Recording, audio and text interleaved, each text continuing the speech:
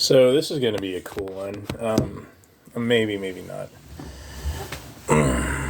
When I was homeless and schizophrenic, I ended up in Arizona at the Gem and Mineral Show, and I don't know. Let's go before that. Sorry, I need to rewind the timeline.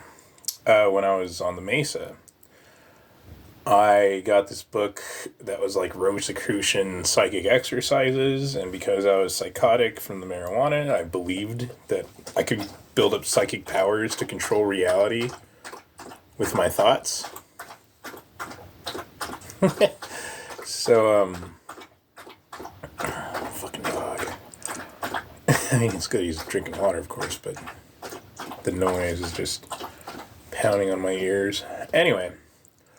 So the exercises where you were to breathe in to the count of four and out to the count of four, picturing the sunlight directly overhead at noon, and the light gets brighter as you exhale and enters your body.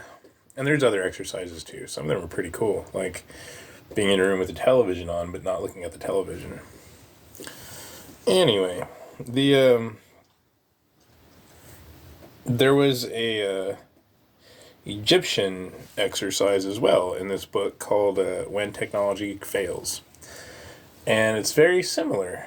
You picture the sun directly above your head and the light rays go through your body. And when this happens, your eyeballs suck into your body and come out of your fingertips out of the least dominant hand, and then 5 tiny hands, one out of each fingertip from the dominant one. And they go through your body, right? Like, you can locate the problem at the source, looking at it through 5 different eyeballs at once to get different angles.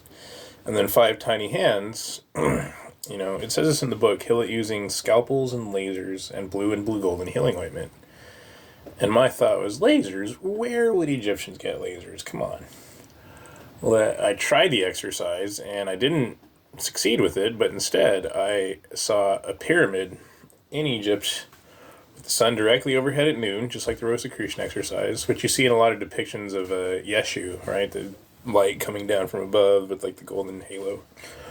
Anyway, the light went through a shaft from the top of the pyramid to the room in the center, or a room in the center, I should say, and there was mirrors set up at 45-degree angles on a swivel that you could rotate 360 degrees around, and it went down a series of magnifying glasses that got smaller and farther apart.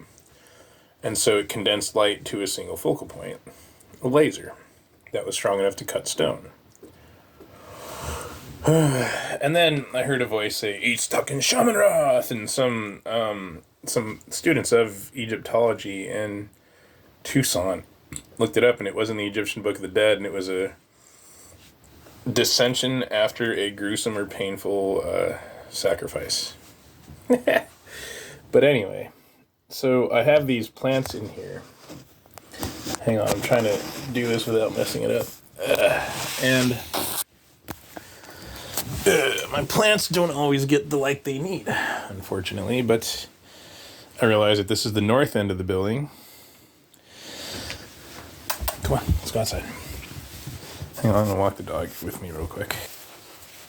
And so, just like my dream, I set up what was a mirror at a 45-degree angle. Well, it's an XYZ axis, so it's not 45 anymore, it's more vertical than 45, but you get the point. And this reflected the sunlight, so I stole the sunlight from the south side of the building and put it into the north side, which is interesting because, of course, this is the side of the house where, you get the most mold and stuff, right? Yeah, so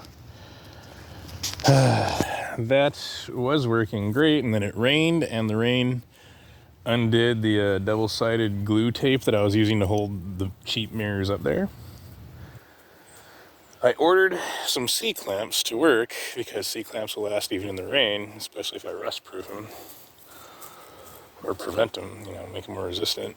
But the delivery guy from Amazon, the black delivery guy, I should say, he didn't drop them off even though they were in his van, because he only got 2 of my packages instead of 3 out of the van.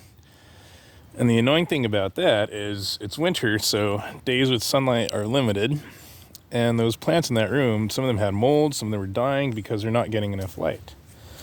And if I leave them out, the roommate, who is mentally ill and disabled or whatever, he fucks them up. He fucks with them.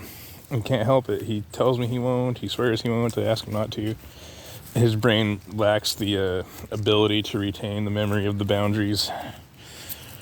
It's quite annoying, really. So, hopefully they arrive today. And that would be very much preferred, because then I can get them up there today.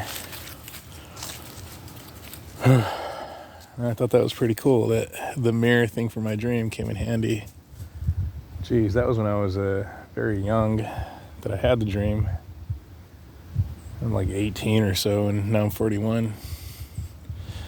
And it works really well. The light from that XYZ angle, it shines directly into that window for at least 2 to 3 hours in December, in the end of December. So that's really good.